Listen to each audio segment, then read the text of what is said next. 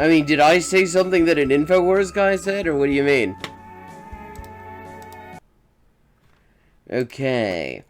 About to hear about how the right is getting better at comedy. I somehow doubt this. I have to play a video for you today. Oh. Oh, hell. Okay, so this isn't necessarily... That's not as good as I thought it was gonna be. I thought this was Pac-Man saying that I'd missed that quote. Yeah, I know who he is. And when people abbreviate his name, it always confuses me because I think JW, SJW, so what, Pacific Justice Worker, what the fuck is that? Okay, that's not gonna be as good as I thought it was gonna be then, if it's Pac-Man just taking the piss out of fucking Paul Joseph Watson. No, I wanted to be taking the piss out of Pac-Man. Yeah, well, nothing about him strictly helps. I mean, he's not a helpful person. He's just, he's sort of just an asshole. Okay. Oh, this could be good. Why We Left the Left with Dave Rubin. Oh, yeah. No, that isn't right. That isn't gonna be what I was hoping for. I think we're gonna go with Why We Left the Left.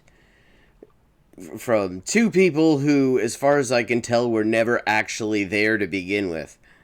To Will and Amala Alive. Oh, okay, that crop is looking beautiful. Except it's not Will and Amala Alive today. And tell me if the audio needs to be bumped up on the video.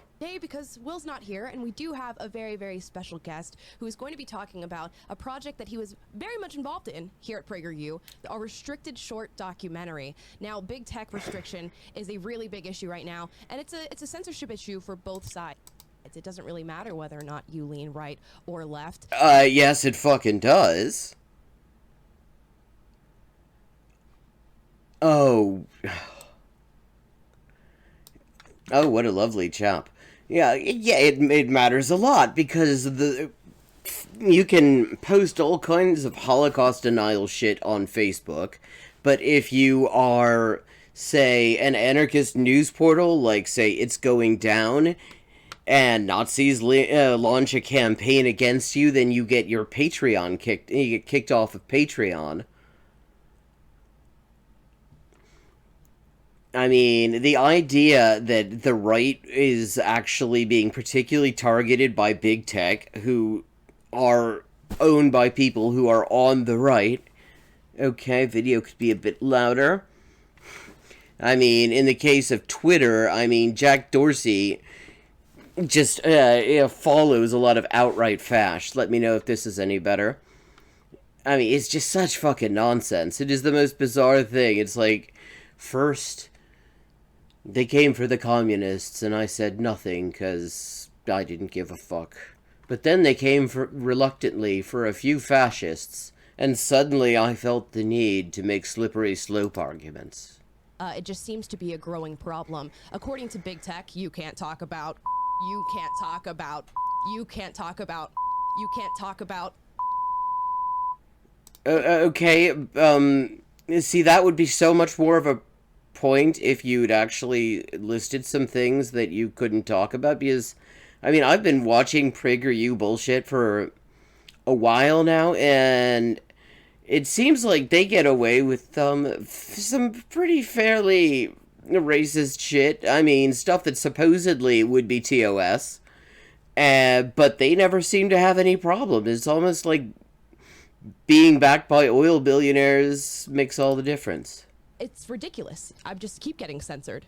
I can't believe that we can't talk about any of those things that you just listed. It's absolutely insane.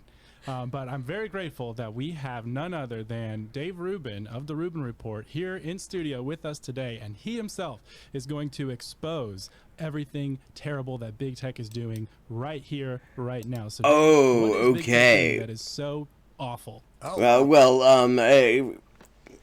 Promoting fucking PragerU in the algorithm, for example. I'm very excited to talk about you know what and the other thing and that thing that they're not letting us do. How is it now? And scene, guys. Oh, okay. Figure it out. We love our ridiculously cheesy, horrible skits at the beginning of the show, and you guys love them too, for whatever reason. Yeah, well, it's like, yeah, they do suck. Okay, perfect. It's... I mean... I don't know that you necessarily see when you have, like, no budget and are suddenly discovering things like your camera doesn't necessarily work in every one of your USB ports or something like that.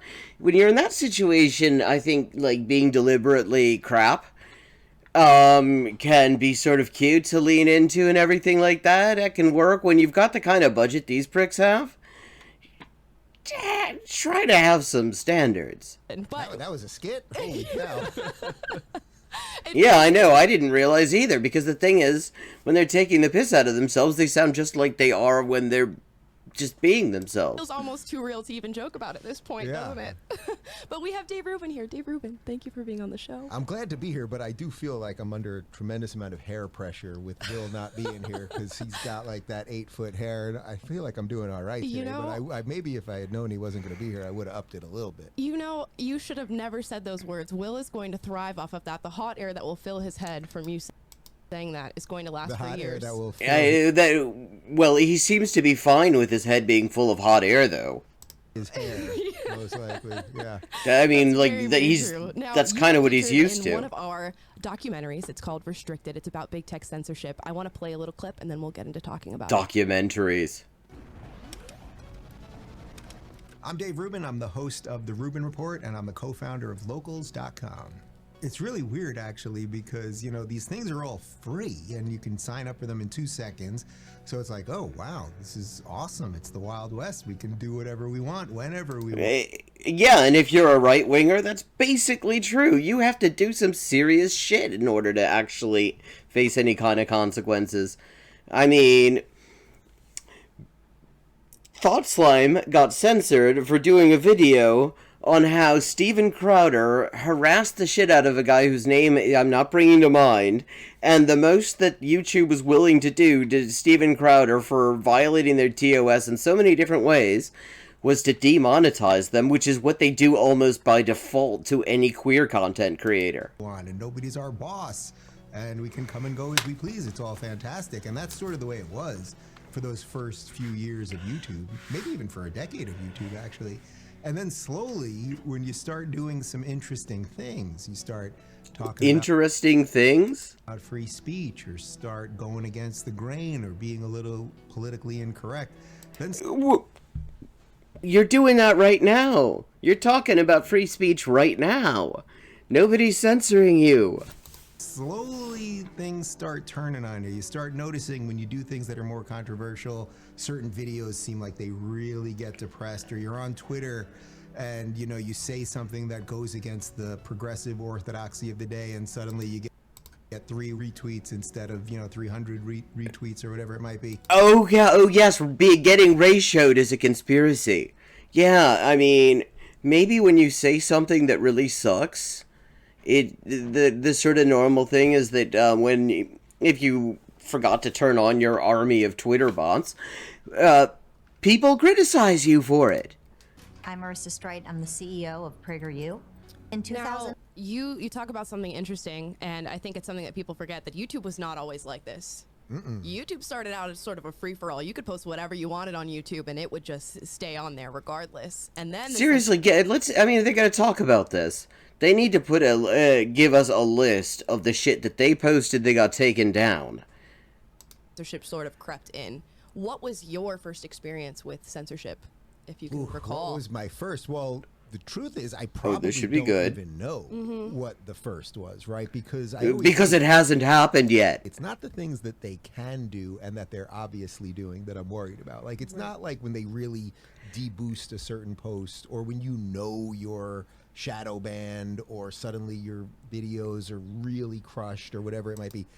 So what you're saying is you're not interested in the actual verifiable stuff that people could look into and actually call you out on when it turns out you're full of shit.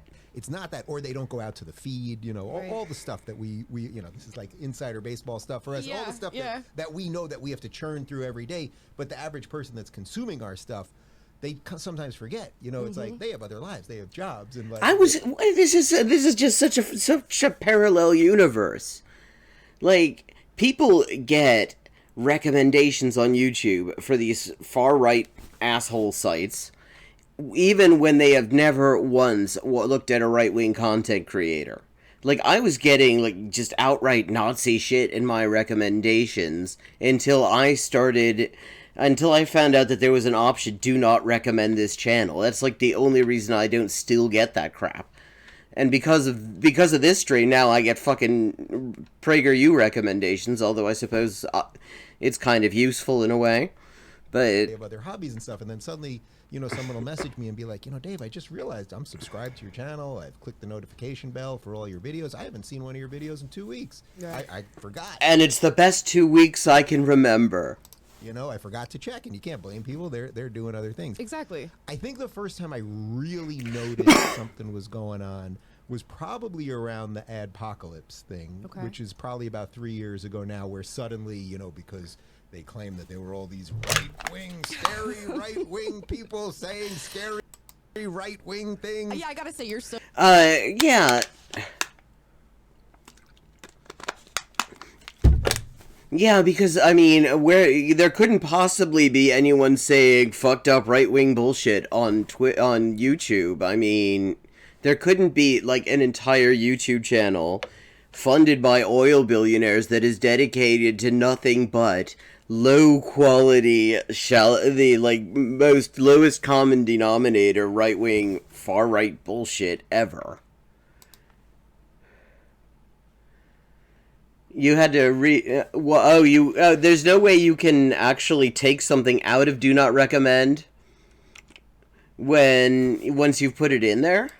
So scary, dude. Yeah, and I'm very honestly. scary, and I know that. And people always tell me how scary and mean I am and all that. And I mean, you think that it's okay to murder a school full of children if there's somebody in there if there's one person in there that you thought might constitute, you could consider a terrorist. So yeah, I mean, giving you any kind of actual power, yeah, that would be a bit frightening. But then, actually, that's not even honestly a controversial viewpoint. It is the mainstream view in the U.S. That is the U.S. policy on these things. That if you say there's one person who is supposedly somehow objectionable, you're allowed to bomb an entire fucking village to get rid of them.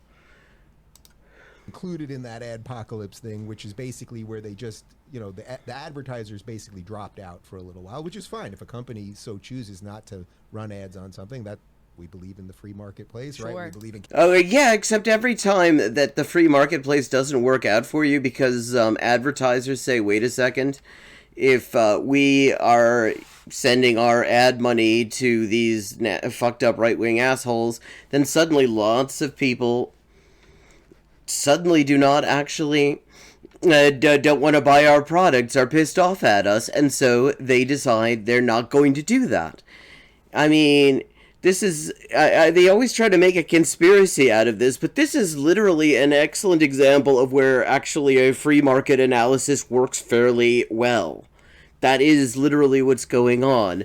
I mean, because these companies are all also owned by right-wing assholes.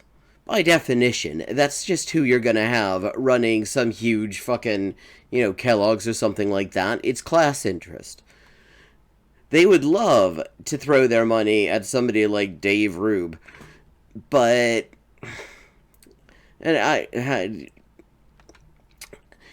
they have to take into account that most of the people they're trying to sell their shit to don't like people like this. Capitalism and competition. But what happened after that was it suddenly seemed that if you talked about certain things, usually related to free speech, actually, if you talked related, what the hell is related to free speech? What they keep on talking about this like you couldn't talk about free speech. Look, what the hell kind of just bullshit euphemism is this related to free speech? I bet. I'm gonna just do a search right now. YouTube free speech. How many results have I got? Yeah, look, wow, they're really seriously getting censored here. I mean, you can't talk about things related to free speech on YouTube. Jesus, how many fucking results have I got? There's an entire channel called Free Speech. Oh, and isn't that interesting? You type the word free speech, and it's almost all fast shit.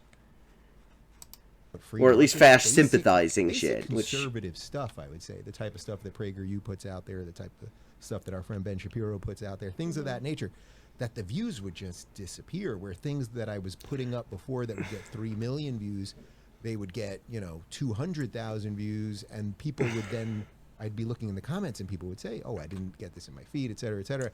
Oh, well, gee, that's fucking terrible. And the other problem with the ad thing is you have to think about... I mean, this is this idea that there is the left and the right are on the same in the same situation when it comes to big tech censorship.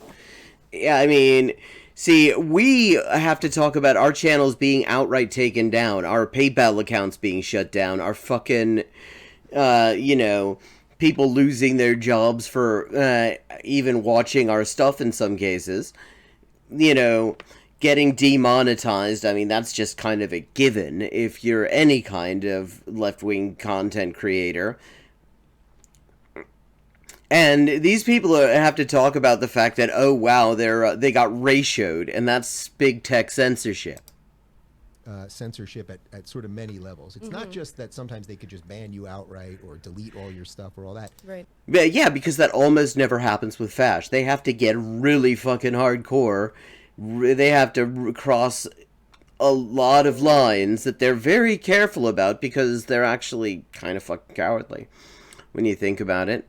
Like, Tim Pool will talk about, will actually famously talk about these things. He will avoid using any of the words that might cause further analysis by YouTube's algorithms or whatever like that.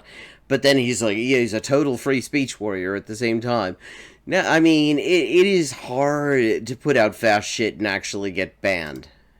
With ads, they can do something a little more perverse, which is, oh, we'll put ads on this content, and then you look at numbers, right? You look at numbers, you go, oh, I'm making money when I do this type of content. Well, if they suddenly say, we're not going to put ads on that stuff, you might censor yourself because you... wow, it's almost as if capitalism operates a system of filters on privately owned media that ensure that certain voices are more likely to be heard than others. Sort of, I guess you could call it a propaganda model of the mass media. I mean... You got to pay your bills and you want to buy food and maybe pay your rent. So that's not censorship. Hey, Abby! Yeah, exactly. And the bosses of the platform are totally tolerant of this stuff. I mean, you can, you just look at all the Fash channels and Fash adjacent channels on here. I mean, you do a search for a term that's one of their buzzwords that actually at some point used to be somewhat innocuous. Say free speech. And no, you don't get anything serious out of that. You mostly get just the assholosphere here. Good to see you here, Abby. Always nice to see you. Traditional sense, but there are ways that they're manipulating us that we don't know. And you're in the business of manipulating other people, and you're going to complain that that advertisers are manipulating you. I mean, look, all of you are there on this fucking platform because rich fucks decided that that this is the sort of propaganda they need people to shill. And if these three decided that they couldn't stomach it anymore, then they would find three others who would shill it just as well. Although not necessarily, I mean, I will say Dave Rubin's hair is actually rather nice compared to Will, who I can't really decide whether it's worse with or without the fucking baseball hat backwards. But, yeah. Yeah, I mean, this is just...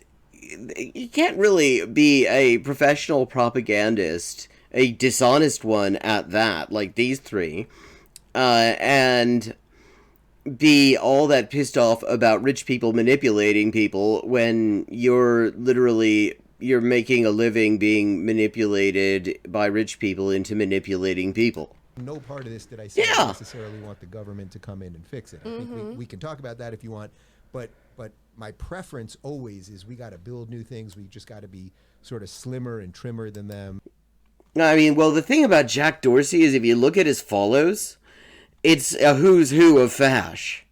I mean, it's when you look at that stuff, you can see why Nazis got a free pass for so long on there and still more or less do.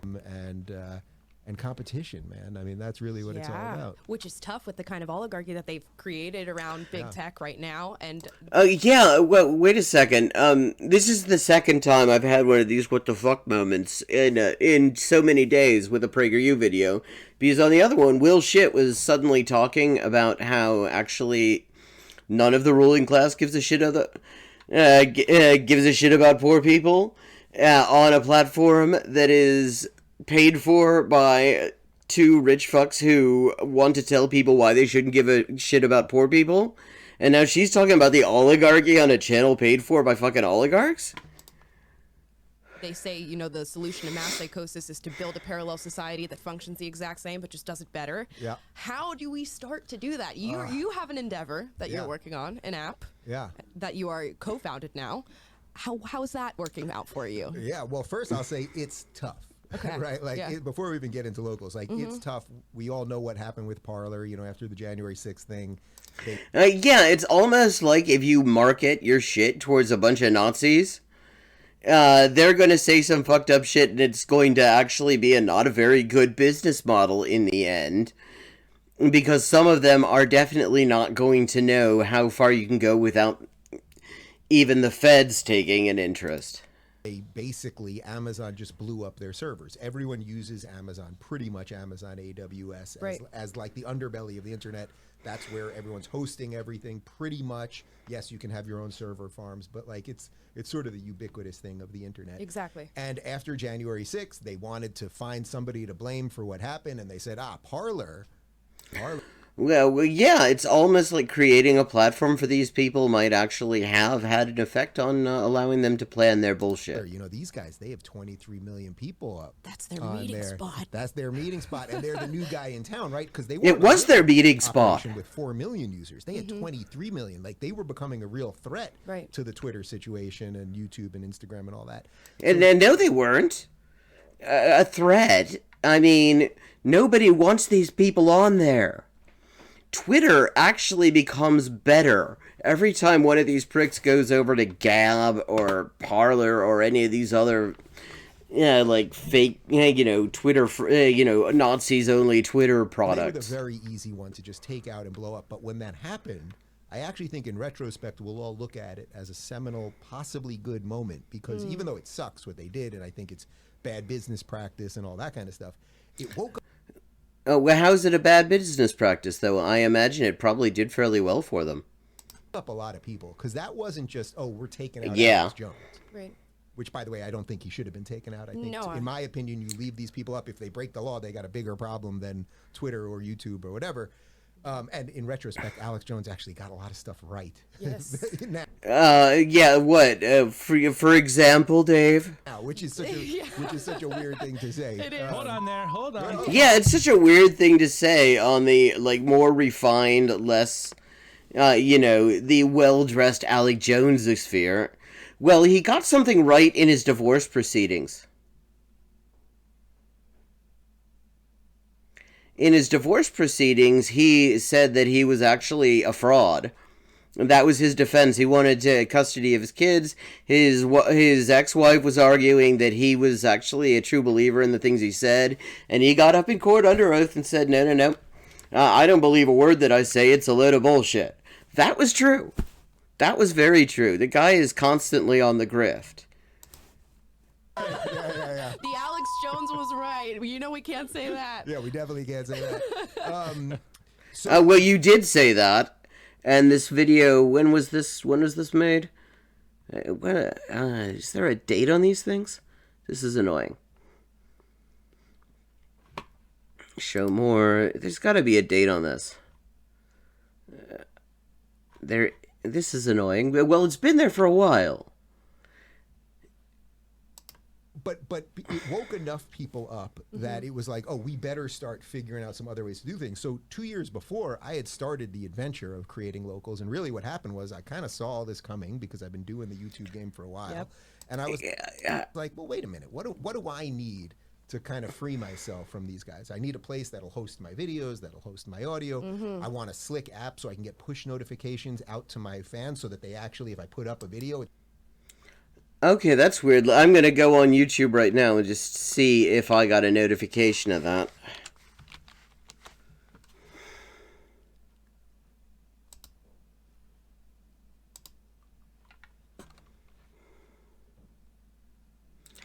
Yeah, playlists, comments. Held for review, published. Okay, doesn't look like it. That's weird. Maybe it was Restream. I mean, it goes through Restream. Oh, well, you're looking at it, Oh, the multiple parentheses. Yes. That could have done it. it's going to actually pop up on That's what they mean when they say things related to free speech, I'm sure. phone. We want to be able to communicate, live chat with people, live video stream, all of that stuff. It's a win-win because most people don't want to have any contact with them. So if they hive themselves off in their little fucking fash playpen, where as somebody wants to take an anthropological interest in what they're getting up to, they know exactly where to find them. But for the rest of the time, you don't have to see them. I think that's lovely. Oh yeah, of course. Building the company, I literally just said on my show, hey, if there's any people with money out there, we're starting this company and we need some help. Yeah. And people reached out to me, and that's how we started getting funding at the beginning. And then the really crazy part is that after January 6th, all of the people that I remember that too. And said, fund this. That everybody IRC always like, days. great idea. Of course you should be doing that. Nobody pushed back on the idea. Nobody pushed back on the tech. But they were always like, Dave, your thought of is kind of right. Kinda. Okay, that looks like a spam comment.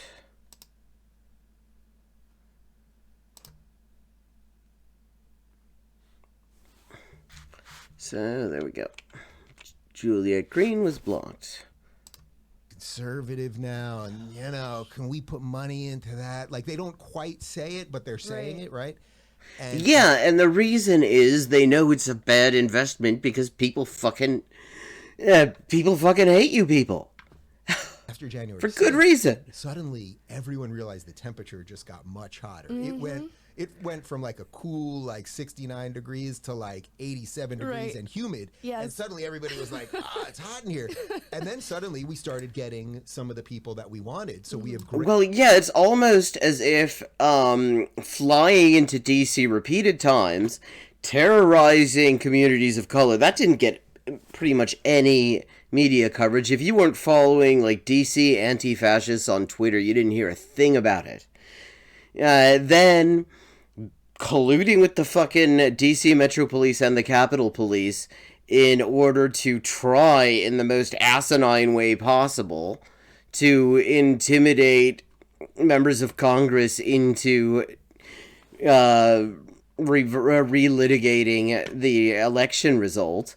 I mean, it's almost like that actually doesn't necessarily win you exclusively friends. Great investors who are helping us. Not only because it's not just about the money; it's about the philosophical issues behind how you do this. Yeah, it's about the fucking money. Legal issues, the ethical issues, the technological issues, obviously. So we built something that's really nice, and I would recommend people check out locals.com. And it's just a piece, by the way. I'm not saying I'm not sitting here going I've solved the problems of the internet. Yeah, no. It's just a piece to that parallel economy that you're talking about. Yeah, it's a Yeah, so it's just like the right-wing bullshitosphere is actually trying to separate itself from the reality in which we all live in, and I think that the more that they do that, the better. I mean, start, because there's so many. I mean, obviously big tech is not the only problem when it comes to the left overtaking things and then subsequently ruining them. The left overtaking things and subsequently... First of all, who the hell in big tech is on the left? I mean, Jack Dorsey sure as hell isn't. Mark Zuckerberg? Definitely not. I mean, it's amazing for a guy with as Jewish a name as he is very comfortable giving a platform to just outright not even hiding it neo-Nazis. Yeah, the left overtaking big tech? I mean, I'd love to see it. We live in California, so we know that there's so many different parallels that we have to work on. Locals is just one of those, so I applaud you for doing that. Now, a lot of conservatives, fight back at us and say, well, why are you even on Facebook? Why are you on Twitter? Yeah. Why are you on Instagram? I'm sure you get that all the time. Yeah, exactly, because if you're being censored, why are you still there? Hate that one. Well, it's I mean, see... The left, on the left, we have some experience being censored by big tech, and usually what happens is when you get censored by big tech, you're no longer on their platforms ever again. stupid. It's so thoughtless, actually, because you don't always concede ground. You don't always just give up Absolutely. and constantly retreat. By the way, there are times when it might a retreating sort of tactically does make sense. Like you're like, there's not much left here. Right. I know we're going to talk about California. Like We are. maybe a tactical retreat of California makes sense. But in terms of, you want to get your stuff out there, like to me at this point, I'm leveraging the hell out of YouTube and Twitter and Facebook and everything else. Despite being censored there. I mean, this is such a fascinating concept of censorship these people have. Because if you're actually able to leverage the hell out of these platforms, it sounds like you're not being censored there. Until they say to me, you can't be here anymore. And I have no doubt that will come, whether I say something about an election or I say something about a vaccine. Right before I went off the grid, I do my... Something about an election. Something about a vaccine. Yeah, I mean, it could be, you mean possibly a complete bullshit take? August off the grid situation with no phone or anything for a month. But the day before I did that, I was banned on Twitter for saying that vaccine mandates were coming. I've got the tweet right You got here. it? Oh, man. Is that actually what he said?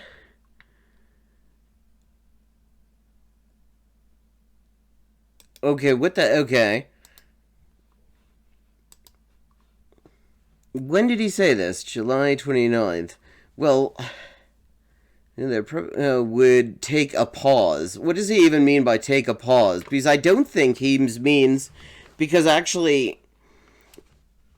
absolutely hate to say this, but apart from that, I know that the direction he's going in is going to be bullshit. But... yeah, if take a pause means we pay people not to go to work until we get community spread under control like we goddamn well should have done in the first place, yeah, take a fucking pause. But we know he doesn't mean that. He's not in... There's no way he's in favor of fucking lockdowns, especially not lockdowns that actually help workers.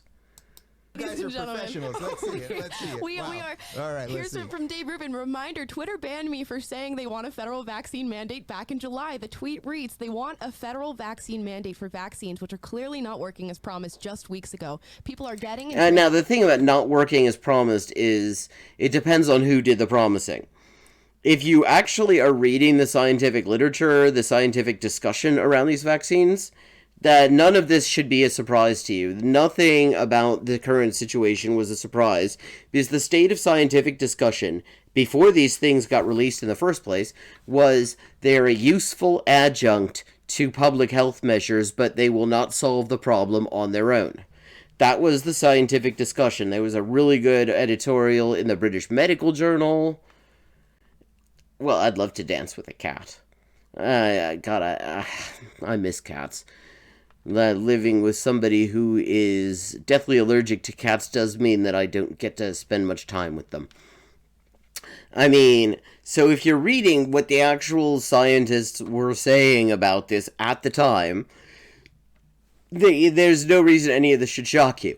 And I mean, if anyone's in a position to be promising anything, they would be the ones to promise it.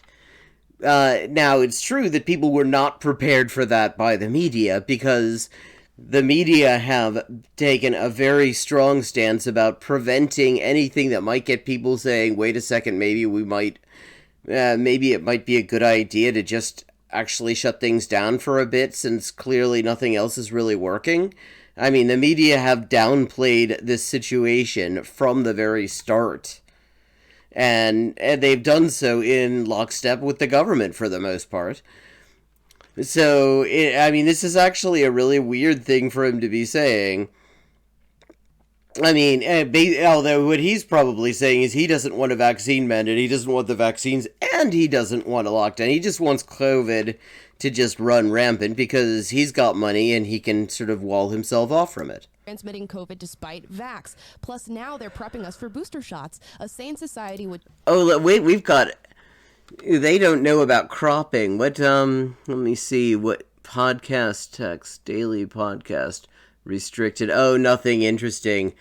They didn't do the crop so you can see the browser, so you can't see their other browser tabs, so I was really kind of hoping that maybe there might be something interesting, but, apparently people learn their lessons Take a on pause. that. We do not live in a sane society. Can I pat myself on the back right You- there? I mean, That yeah, is- none of that's coming true at all. I mean, Yeah. I mean, I made 3 claims there, and all of those claims are obviously right.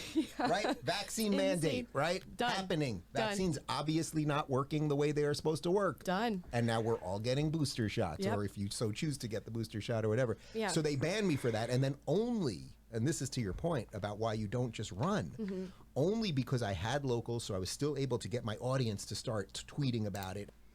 The tweet. Yeah, I mean, he really does. He is. There was a Reductress article. Man's friends puzzled by his belief that he's too hard on himself, and that kind of that fits Dave Rubin to a T, I think. And talking to people. And then because I'm obviously connected to people like you guys at PragerU, I got people to start tweeting about it. And Yeah, it's almost like being connected to the same pile of money actually gets you boosted in the algorithm that you claim is so fucking stacked against you. Or, yes, a prehensile algorithm that also engages in what is apparently known as the clean and jerk.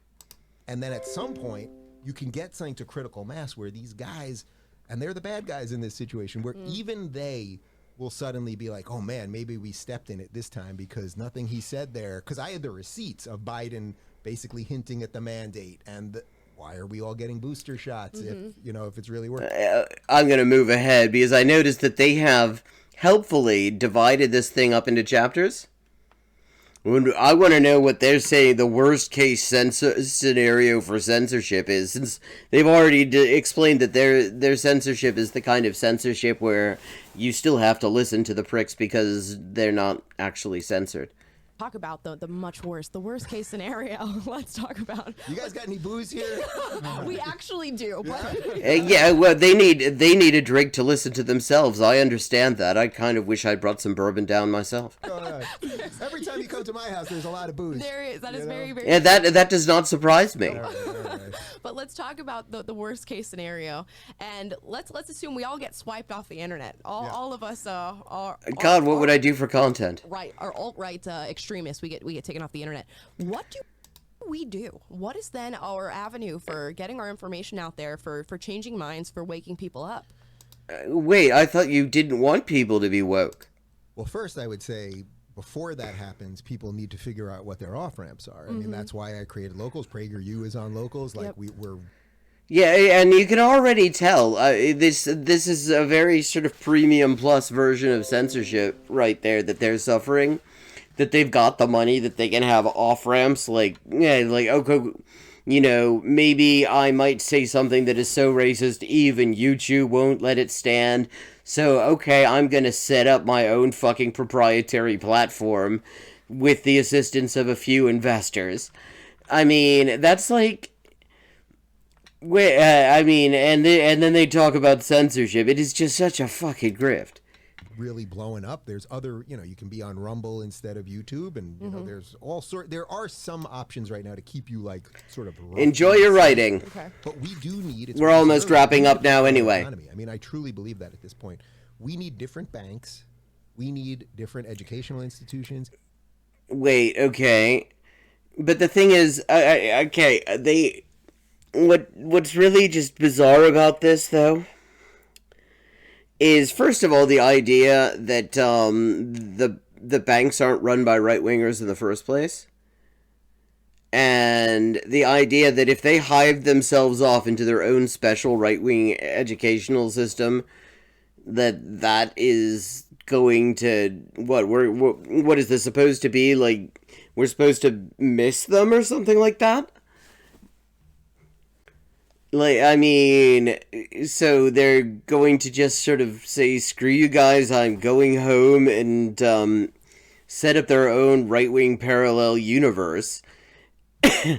Well, is it just sort of one big circle jerk or something, or what? We literally need different restaurants. Yep. I really mean that. Like, you will just... Oh, yeah, I agree. Yeah, stay the fuck out of our restaurants. You get shitty ones. Yeah, I mean... You get Hardee's, okay? You can have Hardee's. Right now in LA, everything's still freaking mask, and you got that whole thing. We need people that... Yeah, it's almost like there's a pandemic going on or something. I'm going to open a restaurant, and I'm just going to keep this thing open. And I'm going to put my butt on the line, and are cops going to really show up and arrest me? Maybe they will. Or maybe we all have to... Yeah, or maybe people will refuse to work in it when everybody who works there ends up fucking dying. And maybe people who actually value their fucking health and safety will end up going someplace else. And also, who the fuck wants to eat? I do not think of food when I think of Dave Rubin. Seed this ground. I mean, that's what we were talking about right before we got on, is like, maybe we have to seed the ground and let them burn what should be an incredible city because of this weather and the geography and everything else. Okay, so let that... okay, the left is the one setting California on fire. The left is the one who had this wonderful idea of burning huge amounts of fossil fuels for senseless, profit-driven overproduction until the point where basically the entire fucking West Coast is constantly on fire. That's the left? We're wearing that, are we? And that entertainment once was good, and it was all birthed here. Like, there should be something so awesome about LA, and everyone knows that there isn't anymore. Like, that's a pretty... See, this is the best thing I've heard about LA, that a guy like Dave Rubin doesn't like it. I think that is what every city should aspire to be, the sort of place that Dave Rubin feels uncomfortable in. But there are other places, and I think we will just have to build... a place that sucks. What does for education, what Daily Wire, what The Blaze. What kind of education? Like, this is I mean, that really says everything, that we're going to pretend that this is education. These, like, 5-minute propaganda videos and these discussions between 3 absolute dickheads. They do for news. Right. Like, we just have to keep building things, but it's like, yes, they will still come for you every which way. So they'll go for the servers. Who's the they? Who's coming for you? God only knows what else they could do. Exactly. Like, that's, as I said at the beginning, like, I'm always worried not about the things I can think of. It's the other stuff. Yeah. And I don't know what that is. And well, I mean, you haven't actually thought of an example of you being censored, so maybe the worst case scenario for you is if you actually were required to comply with TOS? They do. They do, and that's we the problem. we have personal experience with that. I mean, look at everything that happened with PayPal, and you know these banks are all working on all of the CRT stuff and the gender theory, and they're working on alienating people. Oh yeah, it's the banks working on gender theory and CRT, right? Out of their services, and we had ours. Define server on critical JW race Player, theory, and Amala. They nixed us immediately, and had no real explanation for as to why they did it. Of course, we know why they did it, but there's so many different ways that this could go wrong, and even when we try to retreat and create our own parallel, it can go wrong again. So sure, but yeah, I mean, and that's what we have to hope for.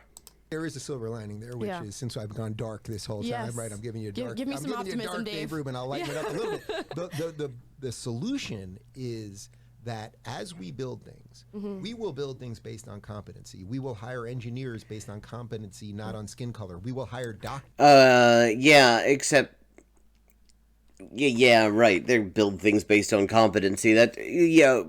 So what? PragerU is an example of building something based on competency. To perform heart surgery and brain surgery based on skill, not on gender or sexuality. So if we do it properly, if enough of us are brave enough to be like, yeah, let's really self-select out.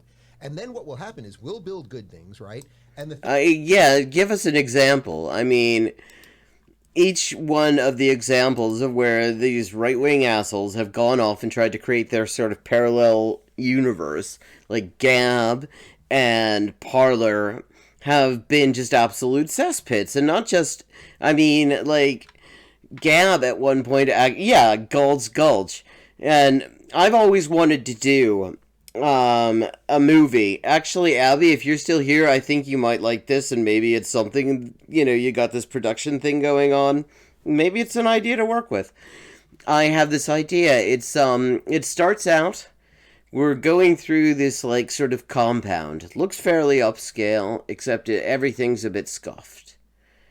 And what it is Gulch Gulch 2 weeks later. And they've run away from all the people who know how to do things. It's just people who are just piles of money with nothing else of substance to contribute amongst themselves. They have walled themselves off, and within 2 weeks, they're eating each other. In fact, I mean, this is the last thing before I go because it's 1 a.m. In Chile, somebody actually started up. Some guy from the U.S. bought up some land in northern Chile, called it Gulch Gulch, and it was going to be an entire compound run on the principles of Ayn Rand. And it turned out it was a complete scam. It was a grift. He made off with a huge amount of money without ever actually doing anything. Which is, I mean, the best homage to Ayn Rand that I can imagine. And with that, have a good night. I will see you next week. If you have any suggestions for videos that you'd like to see dissected, I love to hear them. I look forward to seeing you.